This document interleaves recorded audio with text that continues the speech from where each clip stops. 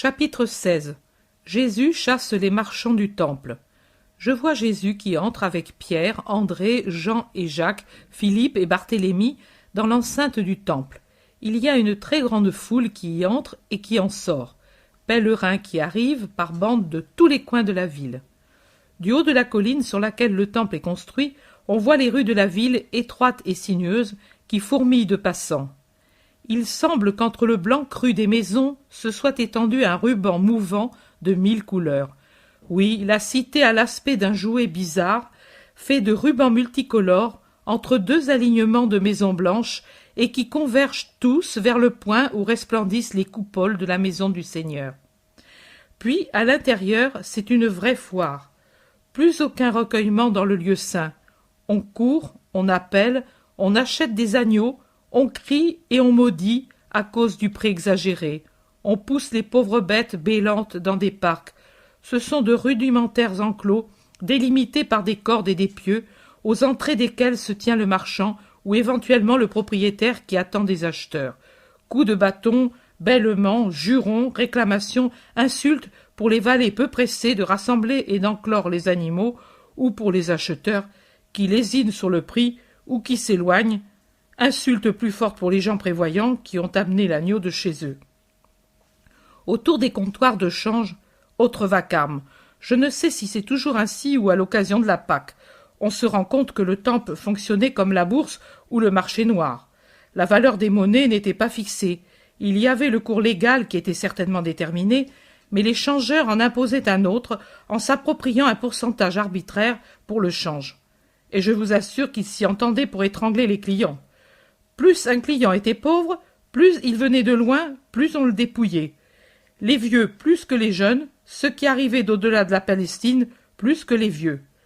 De pauvres petits vieux regardaient et regardaient encore leur pécule mis de côté, avec combien de peine, tout le long de l'année, l'enlevaient de leur sein et l'y remettaient 100 fois en tournant autour des changeurs, et finissaient enfin par revenir aux premiers qui se vengeaient de leur éloignement temporaire en augmentant l'adjo du change. Et les grosses pièces quittaient, au milieu des soupirs, les mains du propriétaire pour passer dans les griffes de l'usurier en échange de monnaie plus légère. Puis pour le choix, une nouvelle tragédie de contes et de soupirs devant les marchands d'agneaux qui, aux petits vieux, à moitié aveugles, colloquaient les agneaux les plus chétifs. Je vois revenir deux petits vieux, lui et elle, qui poussent un pauvre agnelet que les sacrificateurs ont dû trouver défectueux. Plaintes, supplications, impolitesse, grossièreté se croisent sans que le vendeur s'en émeuve. « Pour ce que vous voulez payer, Galiléens, c'est déjà trop beau ce que je vous ai donné. Allez-vous-en, ou ajoutez 5 autres deniers pour en avoir un plus beau. Au nom de Dieu, nous sommes pauvres et vieux. Veux-tu nous empêcher de faire la Pâque, la dernière peut-être? Est-ce que ce que tu nous as pris ne suffit pas pour une petite bête? Faites place, crasseux! Voici que vient à moi Joseph l'Ancien. Il m'honore de sa préférence. Dieu soit avec toi. Viens, choisis. » Il entre dans l'enclos et prend un magnifique agneau, celui qu'on appelle Joseph l'Ancien ou Joseph d'Arimathie. Il passe avec un riche habit, tout fier, sans un coup d'œil aux pauvres qui gémissent à la porte et même à l'entrée de l'enclos. Il les bouscule, pour ainsi dire, en sortant avec l'agneau gras qui bêle. Mais Jésus aussi est maintenant tout près. Lui aussi a fait son achat, et Pierre, qui probablement a payé pour lui, tire derrière lui un agneau convenable. Pierre voudrait aller tout de suite vers le lieu où l'on sacrifie, mais Jésus tourne à droite vers les deux petits vieux effarés, en larmes, indécis, que la foule bouscule et que le vendeur insulte. Jésus si grand, que la tête des deux vieux lui arrive à la hauteur du cœur, met une main sur l'épaule de la femme et demande « Pourquoi pleures-tu, femme ?» La petite vieille se retourne et voit cet homme grand et jeune, solennel, en son bel habit blanc et son manteau couleur de neige tout neuf et propre. Elle doit le prendre pour un docteur à cause de son habit et de son aspect, et stupéfaite, car les docteurs et les prêtres ne font aucun cas des gens et ne protègent pas les pauvres contre la rapacité des marchands, elle dit les raisons de leur chagrin. Jésus se retourne vers l'homme aux agneaux. « Change cet agneau assez fidèle. Il n'est pas digne de l'autel, comme il n'est pas digne que tu profites de pauvres vieux parce que faibles et sans défense. » Et toi, qui es-tu? Injuste. Ton parler et celui de tes compagnons indiquent que tu es galiléen. Peut-il jamais y avoir un juste en Galilée? Fais ce que je te dis et sois juste, toi. Écoutez, écoutez, le Galiléen défenseur de ses pères, il veut nous faire la leçon, à nous qui sommes du temple. L'homme rit et se moque, contrefaisant l'accent galiléen, qui est plus chantant et plus doux que celui de Judée, au moins à ce qu'il me semble. Des gens font cercle, et d'autres marchands et changeurs prennent la défense de leurs complices contre Jésus. Parmi les assistants, 2 ou 3 rabbins ironiques. L'un d'eux demande « Es-tu docteur ?» sur un ton qui ferait perdre patience à Job. « Tu l'as dit. Qu'enseignes-tu » ? « Voici ce que j'enseigne. Rendre la maison de Dieu maison de prière, et non pas place d'usurier et de marchand. Voilà mon enseignement. » Jésus est terrible. Il semble l'archange mis sur le seuil du paradis perdu. Il n'a pas aux mains d'épées flamboyantes, mais ses yeux irradient la lumière et foudroient les moqueurs et les sacrilèges. À la main, il n'a rien. Seule sa sainte colère. Et avec elle, cheminant rapide et imposant au milieu des comptoirs, il éparpille les monnaies méticuleusement rangées selon leur valeur, renverse tables petites et grandes, et tout tombe avec fracas sur le sol, avec grand bruit de métaux qui rebondissent et de bois bousculé avec cris de colère, d'effarement et d'approbation. Puis il arrache des mains des gardiens de bestiaux des cordages qui attachaient bœufs, brebis et agneaux. Il en fait un martinet très dur, dont les nœuds coulants assemblent les lanières. Il se lève, le fait tournoyer et l'abaisse sans pitié. Oui, je vous l'assure, sans pitié. La grêle imprévue s'abat sur les têtes et les échines. Les fidèles s'esquivent, admirant la scène. Les coupables, poursuivis jusqu'en dehors de l'enceinte, se sauvent à toutes jambes, laissant par terre l'argent et en arrière les bêtes de toute taille, dans une grande confusion de jambes, de cornes, d'ailes. C'est à qui court, s'échappe en volant. Les mugissements, les bêlements, les roucoulements des colombes et des tourterelles, en même temps que les rires et les cris des fidèles derrière les usuriers en fuite, dépassent jusqu'au lamentable cœur des animaux qu'on égorge certainement dans une autre cour. Des prêtres accourent, en même temps que des rabbins et des pharisiens. Jésus est encore au milieu de la cour, revenant de sa poursuite. Il a encore en main le martinet. « Qui es-tu ? Comment te permets-tu de faire cela en troublant les cérémonies prescrites ? De quelle école proviens-tu ? Pour nous, nous ne te connaissons pas. Nous ne savons pas qui tu es. »« Je suis celui qui peut. Je peux tout. Détruisez seulement ce temple vrai, et je le ressusciterai pour donner louange à Dieu. Je ne trouble pas, moi, la sainteté de la maison de Dieu, ni les cérémonies, mais c'est vous qui la troublez en permettant que dans sa demeure s'installent les usuriers et les mercantis. Mon école, c'est l'école de Dieu, la même école qui fut celle de tout Israël, par la bouche de l'Éternel, qui parlait à Moïse. Vous ne me connaissez pas ? Vous me connaîtrez. Vous ne savez pas d'où je viens ? Vous le saurez. Et se tournant vers le peuple, sans plus s'occuper des prêtres, dominant l'entourage par sa taille, revêtu de son habit blanc, le manteau ouvert et flottant en arrière des épaules, les bras étendus comme un orateur au moment le plus pathétique de son discours, il dit « Écoutez, vous d'Israël, dans le Deutéronome il est dit « Tu établiras des juges et des magistrats à toutes les portes, et ils jugeront le peuple avec justice, sans partialité à l'égard de personne. Tu n'auras pas d'égard particulier pour quiconque. Tu n'accepteras pas de cadeaux, car les cadeaux aveuglent les sages et troublent les paroles des justes. Tu suivras avec justice le juste sentier pour vivre et posséder la terre que le Seigneur ton Dieu t'aura donnée. Écoutez, vous d'Israël, dans le Deutéronome il est dit, les prêtres et les Lévites et tous ceux de la tribu de Lévi n'auront aucun partage ni hérédité avec le reste d'Israël, parce qu'ils doivent vivre avec le sacrifice du Seigneur et avec les offrandes que l'on fait à lui. Ils n'auront aucune part avec ce que leurs frères possèdent, parce que le Seigneur est leur héritage. Écoutez, vous d'Israël, dans le Deutéronome il est dit, « Tu ne prêteras à intérêt à ton frère ni argent, ni grain, ni quelque autre chose. Tu pourras prêter à intérêt à l'étranger. Au contraire, à ton frère, tu prêteras sans intérêt ce dont il a besoin. C'est cela qu'a dit le Seigneur. Maintenant vous voyez que c'est sans justice à l'égard du pauvre que les juges siègent en Israël. Ce n'est pas en faveur du juste, mais de celui qui est fort que l'on penche. Être pauvre, être peuple, cela veut dire subir l'oppression. Comment le peuple peut-il dire « celui qui nous juge est juste » s'il voit que seuls les puissants sont respectés et écoutés, tandis que le pauvre ne trouve personne qui veuille l'entendre? Comment le peuple peut-il respecter le Seigneur s'il voit que ne le respectent pas ceux qui en ont plus que d'autres le devoir? Est-ce respecter le Seigneur que de violer ses commandements?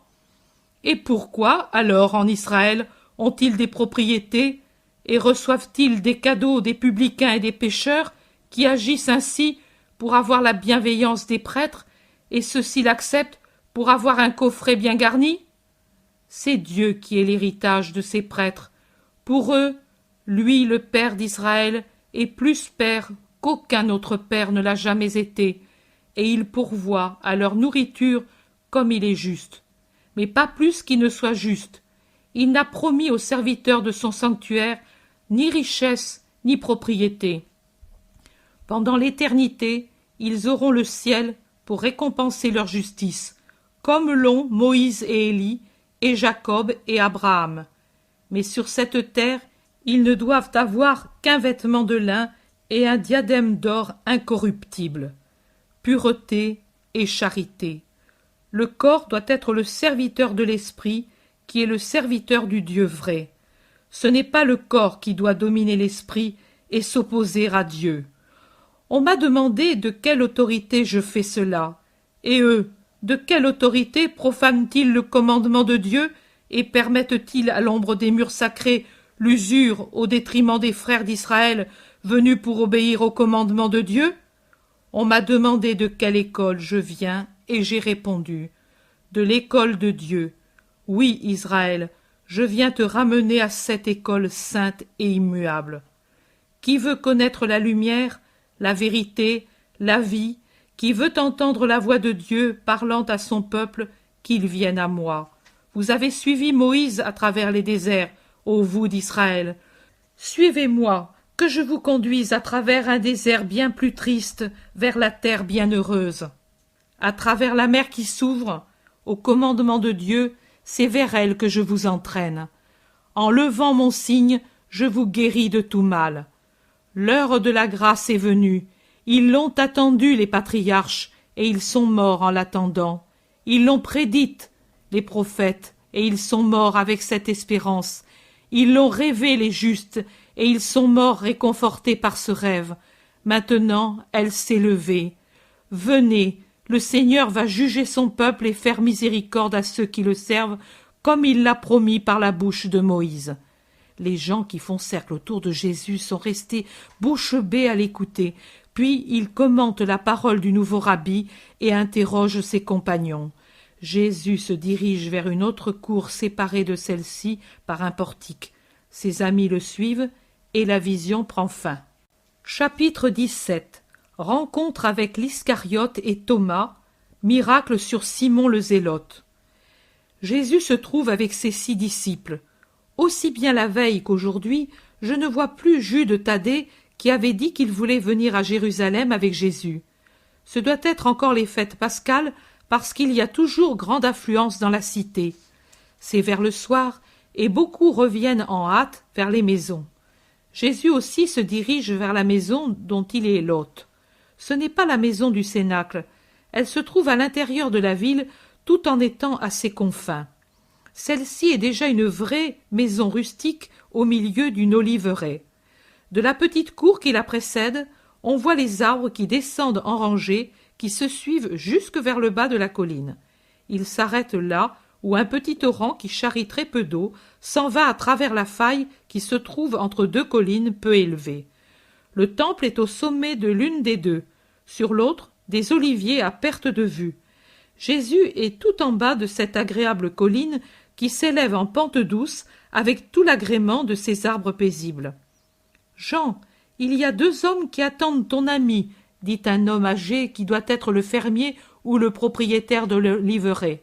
On dirait que Jean le connaît. Jean, où sont-ils? Qui sont-ils? Je ne sais. L'un est sûrement juif, l'autre je ne saurais. Je ne lui ai pas demandé. Jean, où sont-ils? Ils attendent dans la cuisine. Et oui, voilà, il y en a encore un qui est couvert de plaies. Je l'ai fait s'arrêter là parce que je ne voudrais pas qu'il soit lépreux.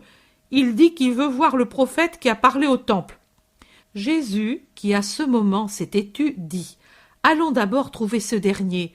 Dis aux autres de venir s'ils veulent. Je leur parlerai ici, dans l'oliveraie. » Et il se tourne vers l'endroit indiqué par l'homme. « Et nous, que faisons-nous » demande Pierre.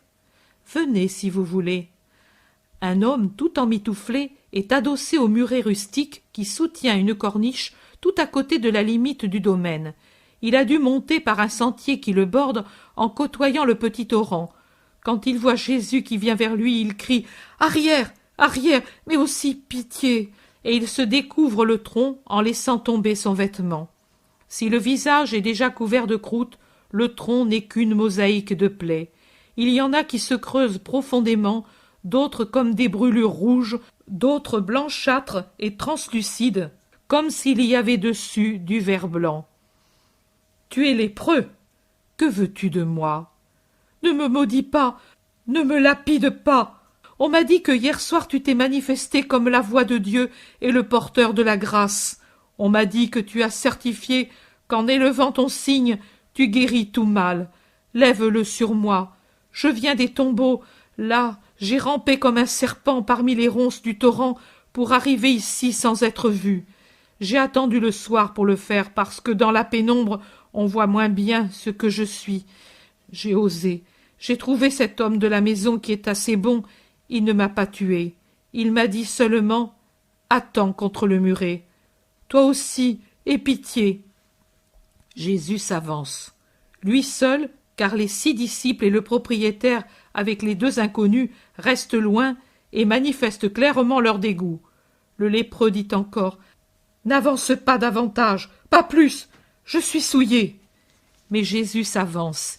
Il le regarde avec une telle pitié que l'homme se met à pleurer. Il s'agenouille, le visage presque à terre. Il gémit. « Ton signe, ton signe !»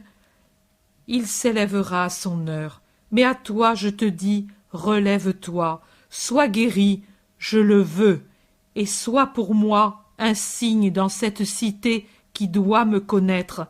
Lève-toi, je te le dis, et ne pêche plus, par reconnaissance pour Dieu. L'homme se lève lentement, lentement. Il semble qu'il émerge du milieu des herbes hautes et fleuries, comme s'il se dégageait d'un linceul. Il est guéri. Il se regarde aux dernières clartés du jour. Il est guéri. Il crie « Je suis pur. Oh, que dois-je faire maintenant pour toi ?»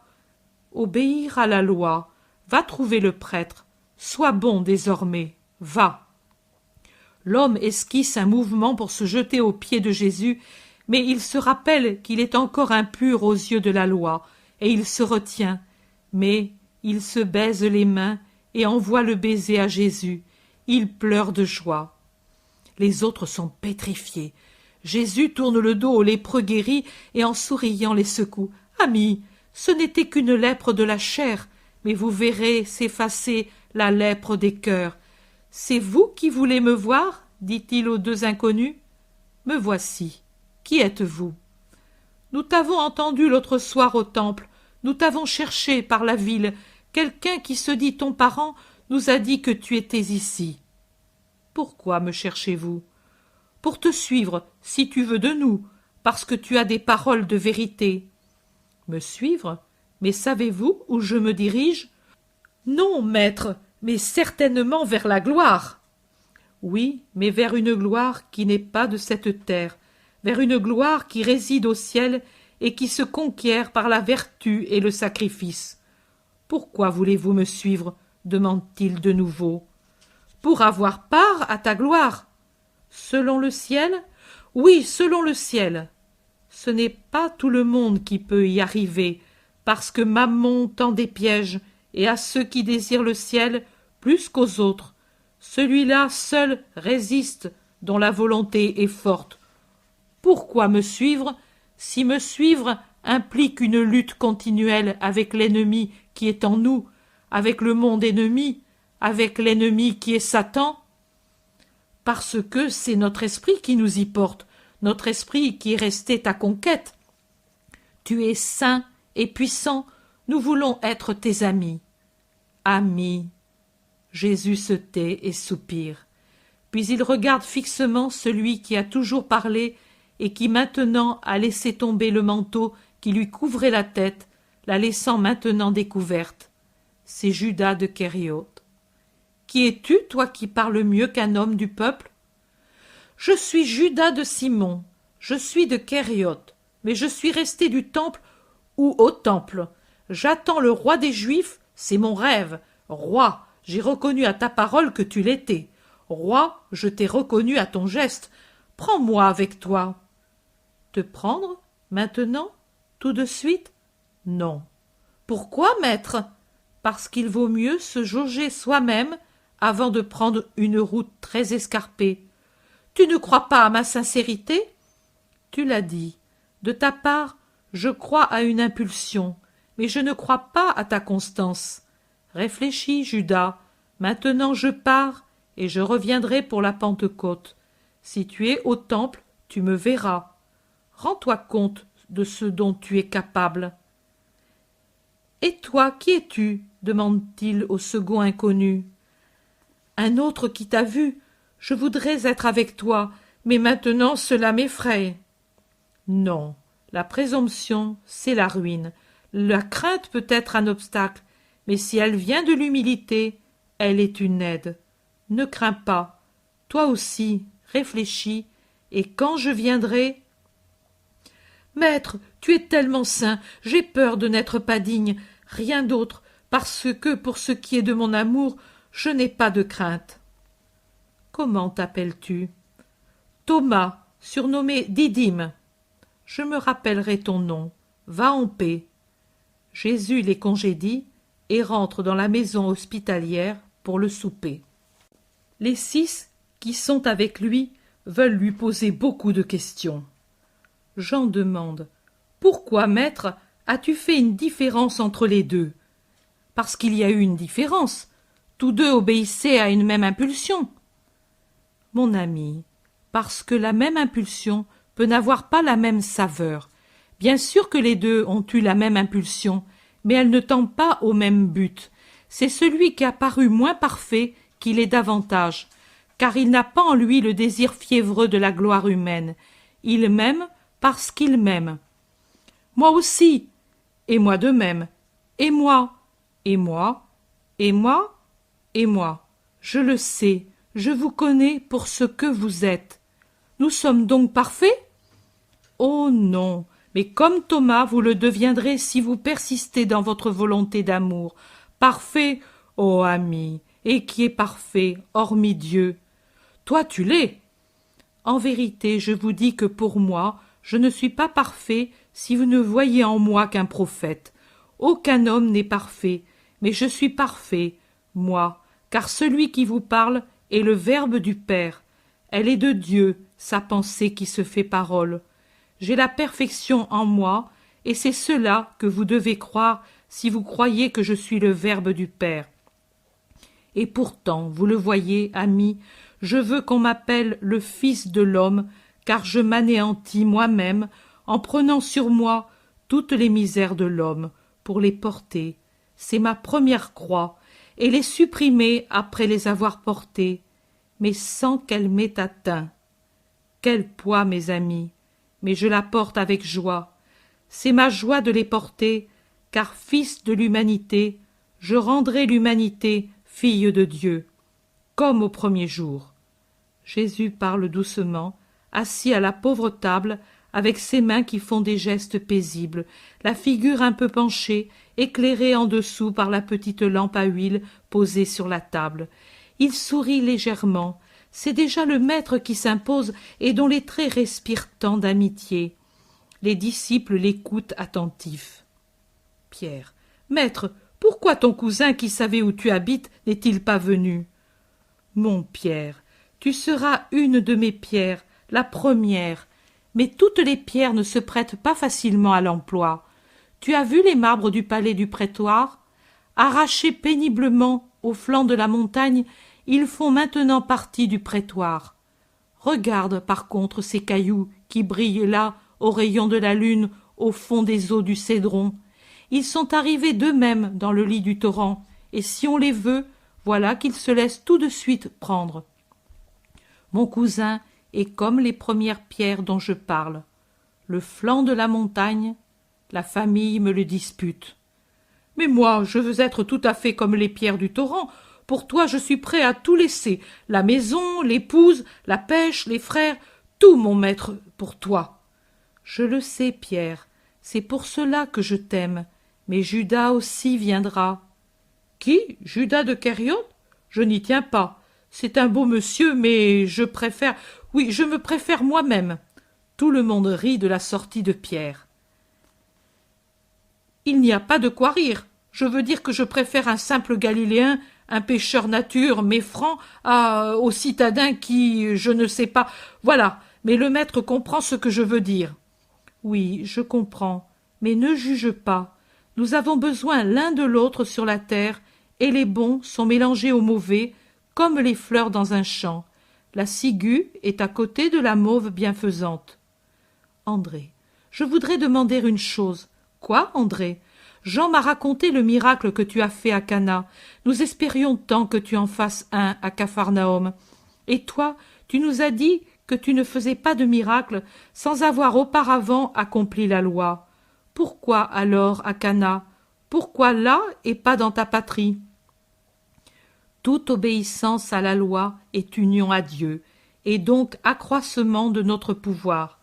Le miracle est la preuve de l'union à Dieu, de la présence bienveillante de Dieu et de son accord avec nous. C'est pour cela que j'ai voulu remplir mon devoir d'Israélite avant de commencer la série des prodiges. André, mais tu n'étais pas tenu à observer la loi. Pourquoi? Comme fils de Dieu, non, mais comme fils de la loi, si. Israël, pour l'heure, ne me connaît que comme tel, et même après, presque tout Israël me connaîtra comme tel, comme moins encore. Mais je ne veux pas donner de scandale à Israël, et j'obéis à la loi. André, tu es saint. La sainteté n'exclut pas l'obéissance, mais au contraire la perfectionne. Il y a l'exemple à donner, en plus du reste. Que dirais-tu d'un père, d'un frère aîné, d'un maître, d'un prêtre qui ne donnerait pas le bon exemple? Et Cana alors? Cana, c'était la joie qu'il fallait donner à ma mère. Cana, c'est un acompte de ce qui est dû à ma mère. C'est elle qui la première a apporté la grâce.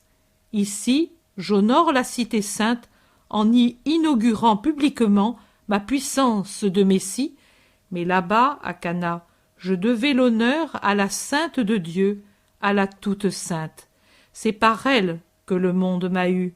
Il est juste que ce soit à elle qu'aille mon premier prodige en ce monde. On frappe à la porte. C'est Thomas de nouveau. Il entre et se jette aux pieds de Jésus. « Maître, je ne peux attendre ton retour. Laisse-moi avec toi. Je suis plein de défauts, mais j'ai cet amour, seul, grand, vrai, mon trésor. Il est à toi, il est pour toi. Et garde-moi, maître. » Jésus lui met la main sur la tête. « Reste, Didyme, suis-moi. Bienheureux ceux qui sont sincères et ont une volonté tenace. Vous êtes bénis. Vous m'êtes plus que parents, car vous êtes pour moi des fils et des frères, non selon le sang qui est mortel, mais selon la volonté de Dieu et la volonté de votre esprit. Maintenant, je vous dis qu'il n'y a pas de parenté plus étroite que celle de celui qui fait la volonté de mon Père, et vous la faites parce que vous voulez le bien. Ainsi se termine la vision. Il est 16 heures, et déjà tombent sur moi les ombres du sommeil qui, je le sens, sera profond, conséquence logique de l'heure de souffrance d'hier.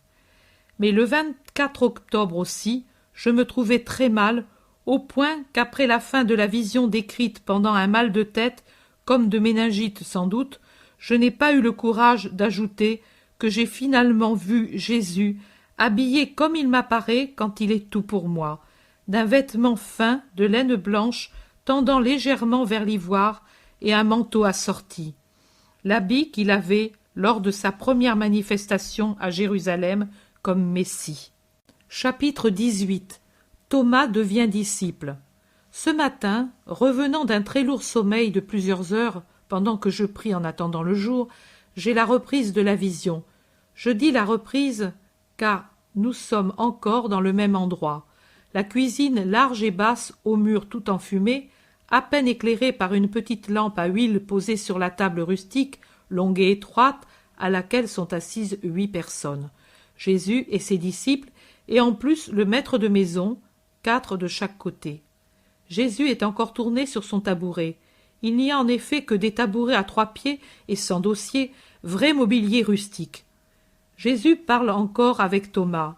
La main de Jésus est descendue sur l'épaule du nouveau venu. Jésus lui dit « Lève-toi, ami. As-tu soupé ?»« Non, maître, j'ai fait quelques mètres avec l'autre qui m'accompagnait, et puis je l'ai laissé revenant sur mes pas, lui disant que je voulais parler aux lépreux guéris.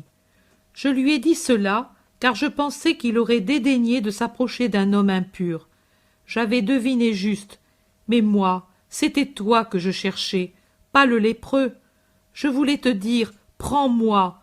J'ai tourné autour de l'oliveraie jusqu'à ce qu'un jeune homme m'a demandé ce que je faisais.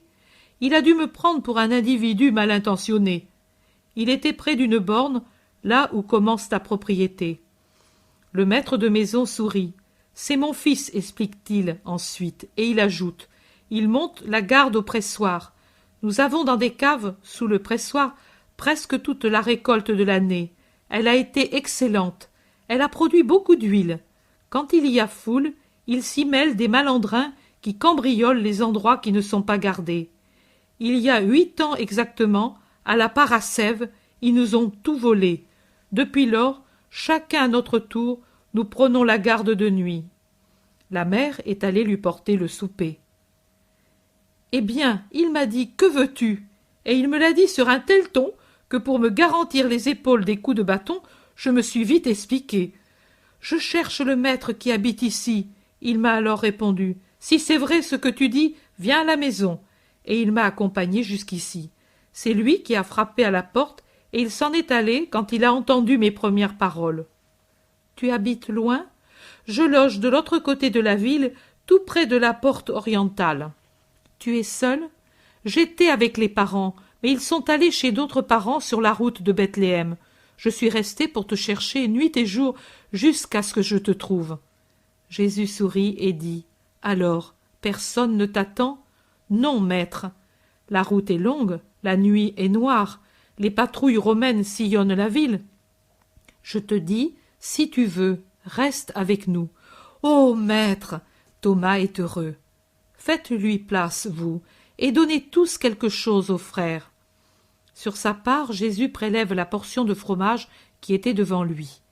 Il explique à Thomas « Nous sommes pauvres et le repas est presque fini, mais c'est de tout cœur que tout le monde t'offre. » À Jean, assis à côté de lui, il dit « Cède ta place à l'ami. » Jean se lève tout de suite et va s'asseoir au coin de la table à côté du patron. « Assieds-toi, Thomas. » Il mange. Puis à tous « C'est ainsi que toujours vous ferez amis pour pratiquer la loi de charité. Le pèlerin est déjà protégé par la loi de Dieu, mais maintenant, en mon nom, vous devrez l'aimer encore davantage. Quand quelqu'un vient vous demander un pain, un abri, une gorgée d'eau au nom de Dieu, donnez-le au nom de Dieu aussi, et Dieu vous en récompensera. Cela, vous devez le faire avec tous, même avec les ennemis. C'est la loi nouvelle. Jusqu'à maintenant, il vous était dit « Aimez ceux qui vous aiment et haïssez vos ennemis. » Mais moi je vous dis « Aimez même ceux qui vous haïssent. » Oh, si vous saviez comme vous serez aimés de Dieu, si vous aimez comme je vous dis. Quand quelqu'un peut dire « Je veux être votre compagnon dans le service du Seigneur, le Dieu véritable, et suivre son agneau », alors Il doit vous être plus cher qu'un frère de même sang, parce que vous serez unis par un lien éternel, celui du Christ. Mais si ensuite on s'aperçoit que quelqu'un n'est pas sincère, dire « je veux faire ceci et cela », c'est facile. Mais la parole ne correspond pas toujours à la vérité, dit Pierre plutôt fâché. Je ne sais pas, il n'a pas son humeur à l'ordinaire joviale. Pierre, écoute, tu parles avec bon sens et justice, mais vois, il vaut mieux pécher par bonté d'âme et par confiance que par défiance et dureté. Si tu fais du bien à un indigne, quel mal en résultera pour toi? Aucun. Mais au contraire, la récompense de Dieu sera pour toi toujours fidèle, pendant que l'autre aura le démérite d'avoir trahi ta confiance. Aucun mal? Eh, il arrive des fois qu'un indigne ne s'arrête pas à l'ingratitude, mais il va plus loin et arrive aussi à nuire à la réputation, au patrimoine, à la vie elle-même. C'est vrai, mais cela diminuerait-il ton mérite? Non, même si tout le monde ajoutait foi aux calomnies, même si tu en étais réduit à devenir plus pauvre que Job, même si le cruel t'enlevait la vie, qu'est-ce qui serait changé aux yeux de Dieu? Rien. Il y aurait pour toi un changement, mais en mieux, au mérite de la bonté, s'ajouteraient les mérites d'un martyr de l'esprit, de la perte de ton bien, de la perte de la vie. Bien, bien, ce sera comme ça. Pierre ne parle plus. Boudeur, il reste la tête appuyée sur sa main. Jésus se tourne vers Thomas. Ami, je t'ai dit d'abord dans l'oliveraie. Quand je reviendrai de ma tournée, si tu le veux encore, tu seras mien. Maintenant, je te dis, es-tu disposé à faire plaisir à Jésus? Sans aucun doute. Mais si ce plaisir peut te demander un sacrifice, rien ne me coûtera pour te servir. Que veux-tu? Je voulais te dire, mais si tu as des relations, des affections, rien, rien, j'ai toi. Parle. Écoute, demain, dès l'aube, le lépreux quittera les tombeaux pour aller trouver quelqu'un qui avertisse le prêtre. Tu commenceras par aller au tombeau. C'est charité. Et puis tu diras à haute voix, toi qui hier as été purifié, viens dehors. Celui qui m'envoie vers toi, c'est Jésus de Nazareth, le Messie d'Israël, celui qui t'a guéri. Fais en sorte que le monde des morts-vivants connaisse mon nom et frémisse d'espérance. Que celui qui a l'espérance jointe à la foi vienne à moi pour que je le guérisse. C'est la première manifestation de la pureté que j'apporte, de la résurrection dont j'ai la maîtrise. Un jour, je donnerai une pureté plus profonde. Un jour, les tombeaux scellés vomiront les vrais morts qui apparaîtront pour rire de leurs yeux vides, de leurs mâchoires décharnées, pour la joie lointaine et pourtant ressentie par les squelettes des esprits libérés de l'attente des limbes. Ils apparaîtront pour rire à cette libération et pour frémir en sachant à quoi ils la doivent. Toi, va, il viendra vers toi. Tu feras ce que lui te demandera de faire.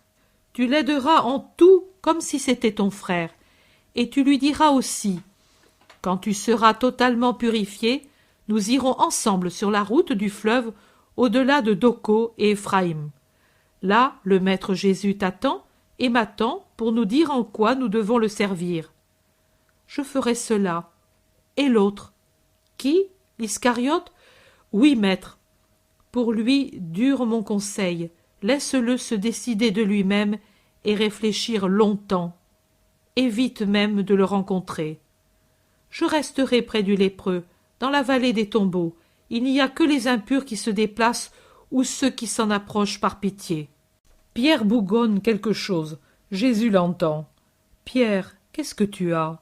Tu te tais ou tu murmures? Tu sembles mécontent. Pourquoi?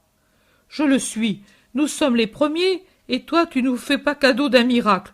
Nous sommes les premiers, et toi tu fais asseoir près de toi un étranger.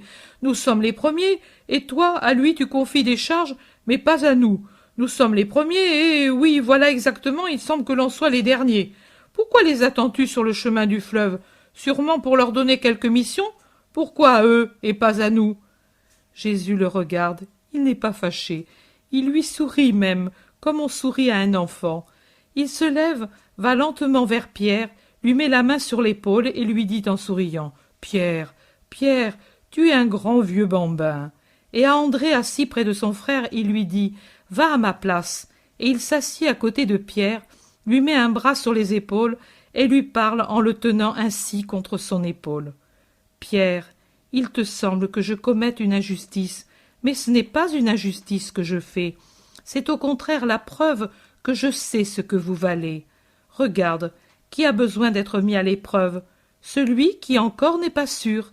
Eh bien, je vous savais si sûr de moi que je n'ai pas éprouvé le besoin de vous donner des preuves de ma puissance. Ici, à Jérusalem, il faut des preuves là où le vice, l'irreligion, la politique, tant de choses du monde obscurcissent les esprits, au point qu'ils ne peuvent voir la lumière qui passe.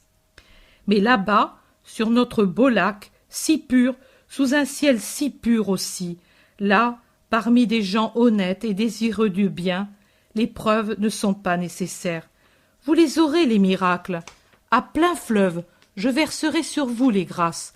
Mais regarde comme je vous ai estimé. Je vous ai pris sans exiger de preuves et sans éprouver le besoin de vous en donner, parce que je sais qui vous êtes, cher, tellement cher pour moi et tellement fidèle. Pierre retrouve sa sérénité. « Pardonne-moi, Jésus. » « Oui, je te pardonne, car ta bouderie, c'est de l'amour. Mais n'aie plus d'envie, Simon, fils de Jonas. Sais-tu ce qu'est le cœur de ton Jésus? Tu n'as jamais vu la mer, la vraie mer? Si?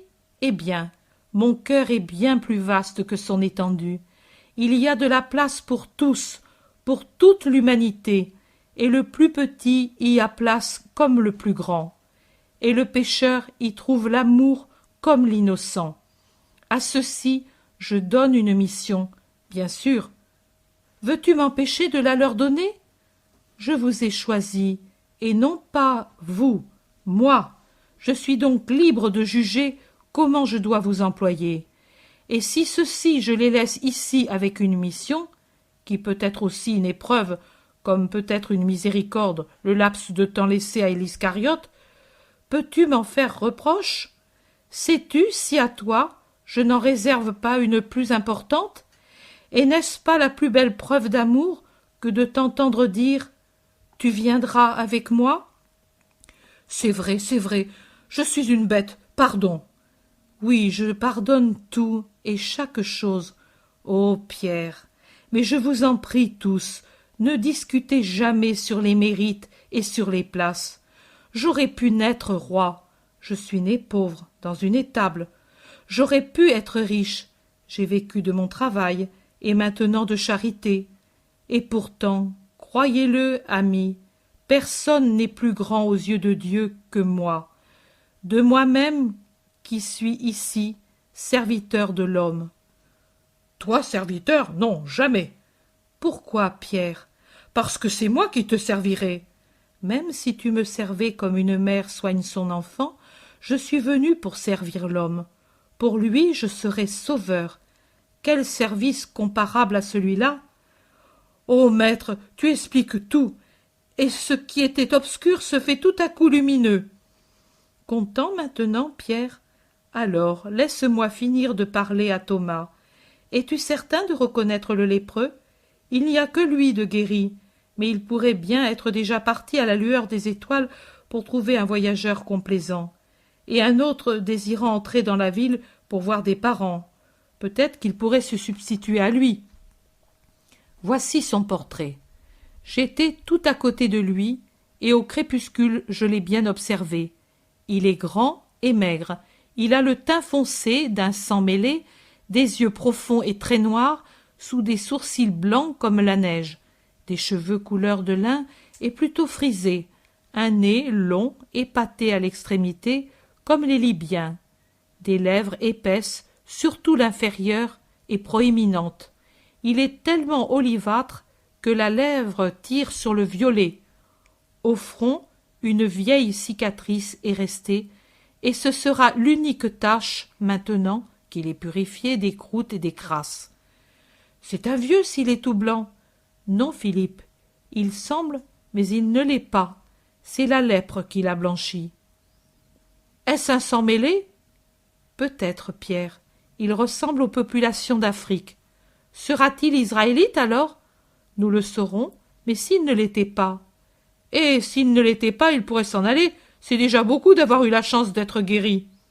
Non, Pierre, même s'il était idolâtre, moi je ne le chasserai pas. Jésus est venu pour tout le monde, et en vérité je te dis que les peuples des ténèbres surpasseront les fils du peuple de la lumière.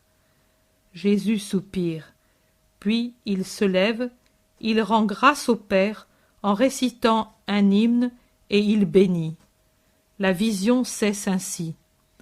Je fais remarquer en passant que celui qui m'avertit intérieurement m'a dit « Dès hier soir, quand je regardais le lépreux, c'est Simon l'apôtre, tu verras son arrivée et celle de Thaddée auprès du Maître. Ce matin, après la communion, c'est vendredi, j'ouvre le missel et je vois que c'est exactement aujourd'hui la vigile de la fête des saints Simon et Jude, et l'évangile de demain parle justement de la charité en répétant presque les paroles que j'ai entendues à la première vision. Jude Thaddée, cependant pour l'instant, je ne l'ai pas vu. Chapitre 19. Jude d'Alphée, Thomas et Simon, admis auprès du Jourdain. Vous êtes vraiment belles, rives du Jourdain, comme vous l'étiez au temps de Jésus. Je vous regarde et je me délecte de la majestueuse paix de vos flots verts azur, où le bruit des eaux et la fraîcheur des frondaisons chantent comme une douce mélodie. Je suis sur une route assez large et bien entretenue. Ce doit être un chemin de grande communication, ou mieux, une route militaire que les Romains ont ouverte pour relier les différentes régions à la capitale. Elle court près du fleuve, mais pas exactement le long du fleuve. Elle en est séparée par une bande boisée qui, je crois, sert à consolider les berges et à résister aux eaux en période de crue. Sur l'autre côté de la route, le bois continue, en sorte que le chemin paraît une galerie naturelle au-dessus de laquelle s'entrelacent les branches touffues. Repos agréable pour les voyageurs dans ces pays de grand soleil. Le fleuve, et conséquemment la route, au point où je me trouve, forme un arc de faible courbure, en sorte que je vois la suite de la berge couverte de frondaisons qui forment comme un mur de verdure qui enclorait un bassin d'eau tranquille. On dirait un lac de parc seigneurial. Mais l'eau n'est pas l'eau immobile d'un lac. Elle coule bien que lentement, ce que montre le bruissement de l'eau contre les premiers roseaux, les plus hardis qui ont poussé tout en bas sur la grève, et les longs rubans ondulants des feuilles qui pendent à la surface de l'eau et que le courant met en mouvement. Il y a aussi un groupe de saules pleureurs qui laissent aller dans le fleuve l'extrémité de leur verte chevelure. Ils semblent la peigner en la caressant gracieusement, l'étirant doucement au fil du courant. Silence et paix à cette heure matinale.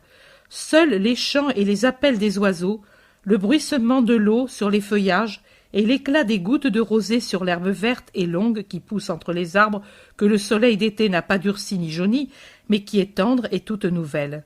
Elle est née après les premières pluies printanières qui ont nourri la terre jusqu'au plus profond de fraîcheur et de principes fertilisants.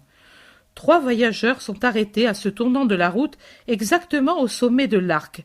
Ils regardent en haut et en bas, au sud vers Jérusalem et au nord vers Samarie. Ils cherchent entre les troncs des arbres pour voir s'il arrive quelqu'un qu'ils attendent. Ce sont Thomas, Jude Thaddée et le lépreux guéri. Ils parlent. Thomas. Tu ne vois rien? Jude. Moi? Non. Simon. Ni moi non plus. Thomas. Et pourtant c'est bien l'endroit convenu. Simon. En es-tu sûr? Thomas. Sûr, Simon. Un des 6 m'a dit, pendant que le maître s'éloignait au milieu des acclamations de la foule, après le miracle d'un mendiant estropié guéri à la porte des poissons, « Maintenant nous sortons de Jérusalem. Attends-nous à 5 milles entre Jéricho et Doko, à la courbe du fleuve, le long de l'avenue. Celle-ci. Il a dit aussi, nous y serons d'ici 3 jours à l'aurore. C'est le 3e jour, et la 4e veille nous a trouvés ici. Simon. Il viendra? Peut-être aurait-il mieux valu le suivre depuis Jérusalem. Thomas. Tu ne pouvais encore venir à travers la foule, Simon. Jude. Si mon cousin a dit de venir ici, il y viendra, Il tient toujours ses promesses, il n'y a qu'à attendre. Simon. As-tu été toujours avec lui? Jude. Toujours. Depuis son retour à Nazareth, il a toujours été pour moi un bon compagnon. Toujours ensemble. Nous sommes du même âge, moi, un peu plus vieux. Et puis j'étais le préféré de son père, frère de mon père. Et puis aussi, sa mère m'aimait bien. J'ai grandi plus avec elle qu'avec ma mère. Thomas. Elle t'aimait. Est-ce que maintenant elle ne t'aime pas autant? Jude. Oh si, mais nous sommes un peu divisés du moment où lui s'est fait prophète. Cela n'a pas fait plaisir à mes parents. Simon. Quels parents? Jude. Mon père et les deux aînés. L'autre est hésitant. Mon père est très vieux et je n'ai pas eu le cœur de le mécontenter. Mais maintenant, ce n'est plus la même chose. Maintenant, je vais là où mon cœur et mon esprit se trouvent attirés. Je vais vers Jésus. Je ne crois pas offenser la loi en agissant ainsi. Mais déjà, si ce n'était pas juste ce que je veux faire, Jésus me le dirait. Je ferai ce qu'il me dit. Un père a-t-il le droit de s'opposer à un fils qui cherche le bien? Si j'ai conscience que là est mon salut, pourquoi m'empêcher d'y arriver? Pourquoi les pères sont-ils alors pour nous des ennemis? Simon soupire, comme si on lui rappelait de tristes souvenirs. Il baisse la tête, mais ne parle pas. Thomas, au contraire, répond. J'ai déjà franchi l'obstacle. Mon père m'a écouté et m'a compris. Il m'a béni en disant « Va, que cette Pâque soit pour toi la libération de l'esclavage de l'attente. Heureux, toi qui peux croire. Pour moi, j'attends. Mais si c'est bien lui, et tu t'en apercevras en le suivant, viens vers ton vieux père pour lui dire « Viens, Israël, possède l'attendu. » Jude, tu as plus de chance que moi, et dire que nous avons vécu à ses côtés, et que nous ne croyons pas, nous qui sommes de sa famille, et que nous disons, ou plutôt qu'ils disent, il a perdu la tête. Simon. Voilà un groupe de personnes. C'est lui, je reconnais sa tête blonde. Oh, venez, courons. Ils se mettent à marcher rapidement vers le sud. Les arbres, maintenant qu'ils ont rejoint le sommet de l'arc, cachent la suite de la route, de façon que les deux groupes se trouvent en face l'un de l'autre au moment où ils s'y attendaient le moins. On dirait que Jésus sort du fleuve parce qu'il se trouve entre les arbres de la berge. Thomas. Maître. Jude. Jésus. Simon. Seigneur. Les trois cris du disciple, du cousin, du miraculé retentissent, exprimant l'adoration et la joie. Jésus leur dit « Paix à vous !» Voilà la belle voix qui ne peut se confondre avec une autre, pleine, sonore, paisible, expressive, nette, virile, douce et pénétrante. Toi aussi, Jude, mon cousin. Ils s'embrassent. Jude pleure. Pourquoi ces larmes? Jude. Ô Jésus, je veux rester avec toi. Je t'ai toujours attendu. Pourquoi n'es-tu pas venu? Jude baisse la tête et se tait. Ils n'ont pas voulu. Et maintenant? Jude. Jésus, moi, je ne peux leur obéir. Je ne veux obéir qu'à toi seul. Mais moi, je ne t'ai pas donné d'ordre. Jude. Non, toi, non, mais c'est ta mission qui commande. C'est celui qui t'a envoyé qui parle ici, au milieu de mon cœur, et qui me dit « Va vers lui ». C'est celle qui t'a engendré et qui m'a été une douce maîtresse, qui de son regard de colombe me dit sans parole « Sois à Jésus ». Puis-je, moi, ne pas tenir compte de cette voix d'en haut qui me pénètre le cœur, de cette prière d'une sainte qui, sûrement, me supplie pour mon bien, alors que je suis ton cousin, par Joseph? Ne dois-je pas te connaître pour ce que tu es, alors que le Baptiste t'a reconnu, lui qui ne t'avait jamais vu, ici, sur les rives de ce fleuve, et t'a salué, agneau de Dieu? Et moi qui ai grandi avec toi, qui me suis rendu bon en te suivant, moi qui suis devenu fils de la loi grâce à ta mère, et qui ai aspiré en moi non seulement les 613 préceptes des rabbins, en plus de l'écriture et des prières, mais leur âme à eux tous. Je ne devrais être capable de rien? Et ton père? Mon père, il ne lui manque ni le pain, ni l'assistance. Et puis, tu m'as donné l'exemple. Tu as pensé au bien du peuple plutôt qu'au bien particulier de Marie. Et elle est seule. Dis-moi, toi, mon maître, n'est-il pas peut-être permis, sans manquer de respect à un père, de lui dire « Père, je t'aime, mais au-dessus de toi, il y a Dieu, et je le suis ?» Jude, parent et ami, je te le dis, tu es très avancé sur le chemin de la lumière. Viens, il est permis de parler ainsi à son père quand c'est Dieu qui appelle. Il n'y a rien au-dessus de Dieu. Même les lois du sang disparaissent, ou plutôt se subliment, parce que, avec nos larmes, nous donnons à nos parents, aux mères, un plus grand secours, et pour un but éternel, auprès duquel ne compte pas la journée du monde. Avec nous, nous les attirons vers le ciel, et par la même voie du sacrifice des affections, vers Dieu. Reste donc, Jude, je t'ai attendu, et je suis heureux de t'avoir de nouveau, ami de ma vie de Nazareth. Jude est profondément ému. Jésus se tourne vers Thomas. Tu as obéi fidèlement, première vertu du disciple. Thomas, je suis venu pour t'être fidèle. Et tu le seras, je te le dis. Viens, toi qui restes tout honteux dans l'ombre, ne crains pas. Simon, mon Seigneur, l'ancien lépreux est aux pieds de Jésus. Lève-toi. Ton nom? Simon. Ta famille? Simon. Seigneur, elle était puissante. Moi aussi j'étais considéré. Mes rancœurs de secte et erreurs de jeunesse ont blessé sa puissance.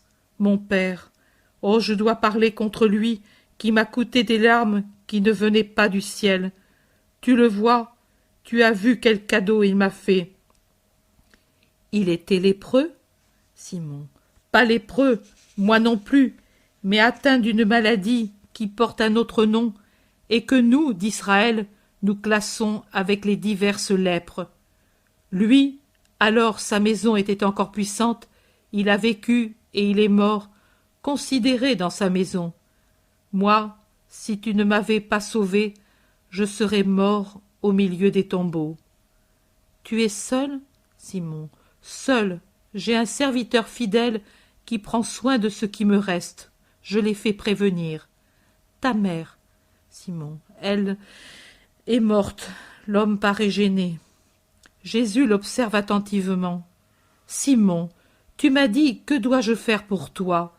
Maintenant, je te dis, suis-moi. Simon, tout de suite, Seigneur, mais moi, laisse-moi te dire une chose.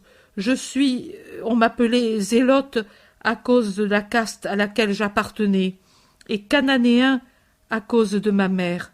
Tu vois, je suis de basse condition. En moi, j'ai du sang d'esclave. Mon père n'avait pas de fils de sa femme légitime, et il m'eut d'une esclave. Son épouse, une brave femme, m'éleva comme son fils, et eut soin de moi, au milieu de mes innombrables maladies jusqu'à sa mort. Il n'y a pas aux yeux de Dieu d'esclaves ni d'affranchis. Il n'y a à ses yeux qu'un seul esclavage, le péché, et je suis venu le supprimer.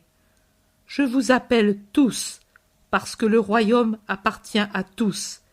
Es-tu cultivé, Simon? Je suis cultivé. Je tenais aussi mon rang parmi les grands, tant que le mal fut caché sous les vêtements. Mais quand il parut à la vue, mes ennemis furent heureux à l'utiliser pour me confiner parmi les morts. En effet, comme le dit un médecin romain de Césarée que je consultai, mon mal n'était pas la vraie lèpre, mais un serpigot héréditaire. Il me suffisait donc de ne pas procréer pour ne pas le propager. Puis-je, moi, ne pas maudire mon père? Tu ne dois pas le maudire. Il t'a causé toutes sortes de maux. Simon. Oh oui, il a dilapidé le patrimoine. Il était vicieux, cruel, sans cœur, sans affection. Il m'a refusé la santé, les caresses, la paix. Il m'a marqué d'un nom qui me fait mépriser et m'a transmis une maladie déshonorante. Il s'est rendu maître de tout, même de l'avenir de son fils. Il m'a tout enlevé, même la joie d'être père.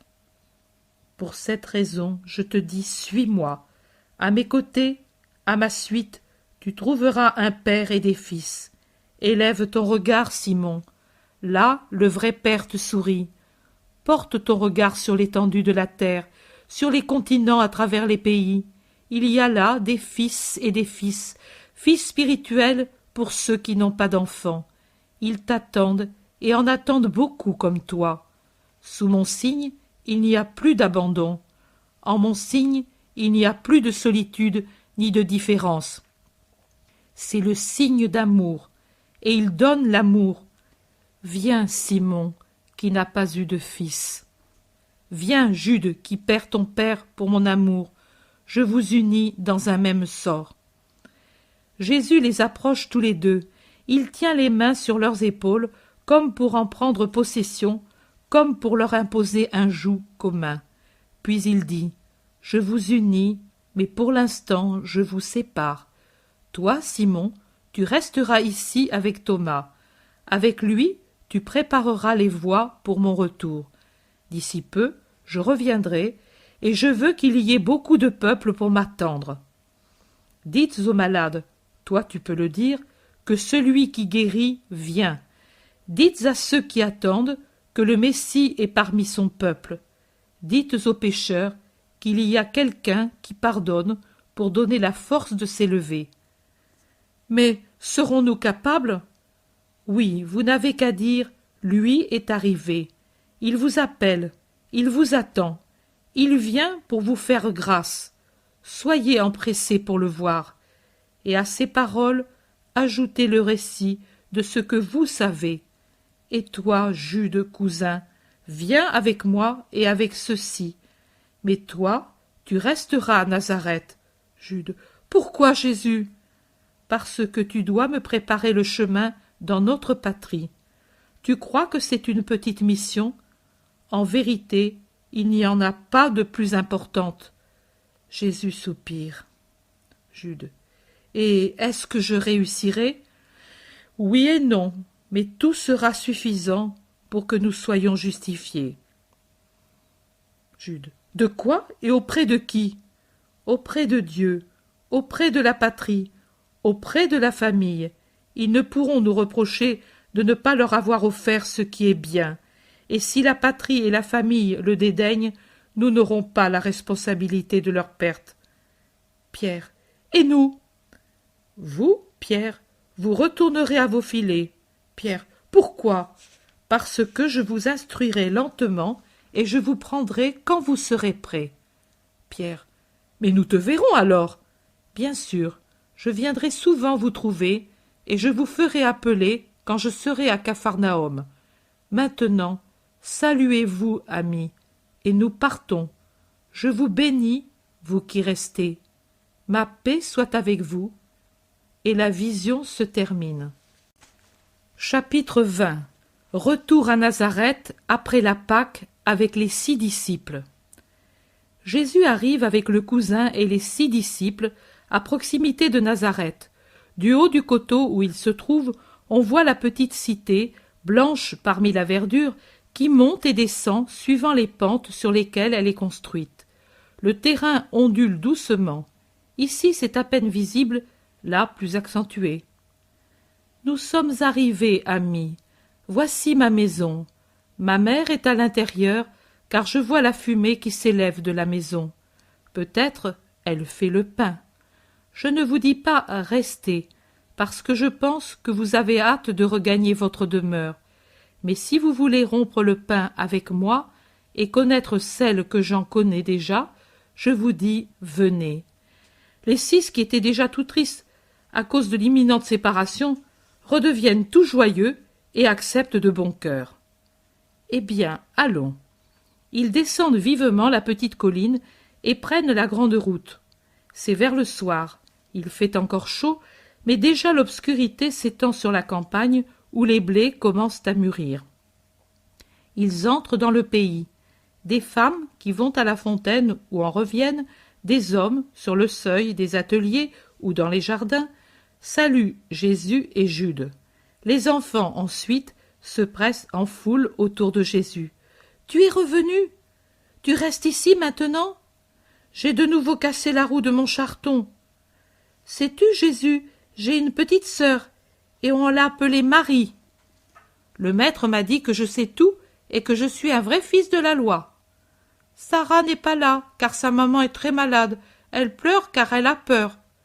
Mon frère Isaac a pris femme, il y a eu une grande fête. » Jésus écoute, caresse, félicite, promet de l'aide.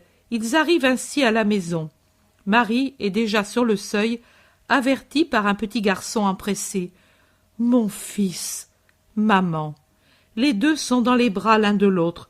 Marie, beaucoup moins grande que Jésus, a la tête appuyée en haut de la poitrine de son fils, blottie dans le cercle de ses bras.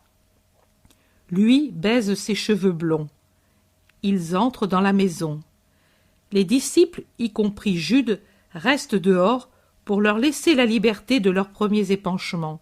« Jésus, mon fils !» La voix de Marie tremble comme si elle allait pleurer. « Pourquoi, maman, cette émotion ? Oh, mon fils, on m'a dit, au temple, il y avait des gens de Galilée, de Nazareth, ce jour-là. Ils sont revenus et ils ont raconté. Oh, fils !» « Mais tu le vois, maman, je vais bien. Aucun mal ne m'est arrivé, et la gloire de Dieu est venue dans sa maison. » « Oui, je le sais, fils de mon cœur. Je sais que ça a été comme la cloche qui éveille les gens qui dorment, et pour la gloire de Dieu, j'en suis heureuse. Heureuse que ce peuple qui est mon peuple s'éveille à Dieu. Je ne te ferai pas de reproches, je ne t'empêcherai pas, je te comprends. Et je suis heureuse. Mais je t'ai donné la vie, moi, mon fils. » Marie est encore entourée par les bras de Jésus. Elle a parlé en tenant ses petites mains ouvertes et appuyées sur la poitrine du fils, la tête levée vers lui. L'œil plus brillant à cause d'une larme qui est sur le point de descendre. Maintenant, elle se tait, appuyant de nouveau sa tête sur la poitrine de Jésus. On dirait une tourterelle grise, ainsi vêtue de toile bise, à l'abri de deux grandes ailes blanches, car Jésus a encore son habit et son manteau blanc. Maman, pauvre maman, maman chérie. Jésus la baise encore, puis il dit, « Eh bien, tu vois, je suis ici, et pas tout seul. J'ai avec moi mes premiers disciples, j'en ai d'autres en Judée. Et le cousin Jude aussi est avec moi et me suit. » « Jude ? Oui, Jude, je ne sais pourquoi tu es étonné. Sûrement parmi ceux qui ont parlé du fait, il y avait Alphée et ses fils, et je ne me trompe pas en disant qu'ils m'ont critiqué. Mais n'aie pas peur. Aujourd'hui c'est ainsi, demain autrement. L'homme c'est comme la terre. Là où il y avait des épines, s'épanouissent des roses. Jude, que tu aimes bien, est déjà avec moi. Où est-il à présent? Là, dehors, avec les autres. As-tu du pain pour tous? Oui, fils. Marie d'Alphée est au four, en train de défourner. Elle est très bonne, Marie, avec moi, maintenant particulièrement. Dieu lui donnera la gloire. Il va à la porte et dit, « Jude, ta mère est ici. Amis, venez. » Ils entrent et saluent, mais Jude baise Marie et court chercher sa mère. Jésus nomme les 5, Pierre, André, Jacques, Nathanaël, Philippe. Pour Jean, Marie le connaît déjà. Il l'a salué tout de suite après Jude, s'est incliné et a reçu sa bénédiction.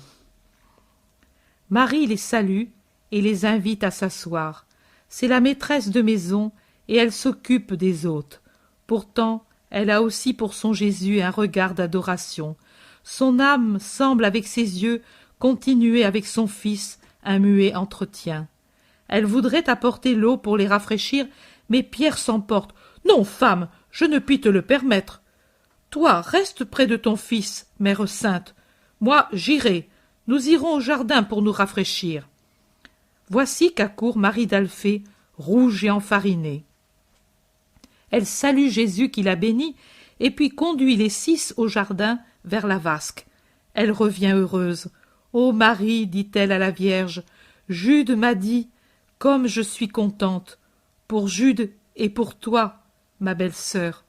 Je sais que les autres me gronderont, mais n'importe, je serai heureuse le jour où ils seront tous à Jésus. Nous, maman, nous savons, nous sentons ce qui est bien pour nos créatures. Et moi, je sens que le bien de mes créatures, c'est toi, Jésus. » Jésus lui caresse la tête en souriant. Les disciples reviennent, et Marie d'Alphée sert le pain tout chaud, les olives, le fromage. Elle apporte une amphore de piquette rouge que Jésus verse à ses amis. C'est toujours Jésus qui offre et puis distribue. Un peu embarrassés au début, les disciples prennent ensuite de l'assurance. Ils parlent de leur maison, du voyage à Jérusalem, des miracles que Jésus a faits. Ils sont zélés et affectueux, et Pierre essaye de se faire une alliée de Marie pour obtenir d'être tout de suite près de Jésus, sans attendre à Bethsaïde. « Faites ce qu'il vous dit, lui conseille Marie avec un doux sourire. Cette attente vous sera plus utile qu'une union immédiate. Mon Jésus fait bien tout ce qu'il fait. » L'espoir de Pierre meurt, mais lui se résigne de bonne grâce. Il demande seulement « Est-ce que l'attente durera longtemps ?» Jésus regarde avec un sourire, mais ne dit rien d'autre. Marie interprète ce sourire comme un signe de bienveillance. « Simon de Jean, Jésus sourit. Aussi je te dis, rapide comme le vol de l'hirondelle sur le lac sera le temps de ton attente obéissante. » Merci, femme. Marie, tu ne parles pas, Jude? Et toi, Jean? Jude, je te regarde, Marie. Jean, et moi aussi. Moi aussi je vous regarde, et savez-vous, il me revient à l'esprit une heure lointaine. Alors aussi, j'avais 3 paires d'yeux qui s'attachaient à mon visage avec amour. Tu te rappelles, Marie, mes 3 écoliers? Marie d'Alphée. Oh si, je me rappelle, c'est vrai. Maintenant aussi, ils sont 3, d'âge sensiblement égal. Ils te regardent avec tout leur amour.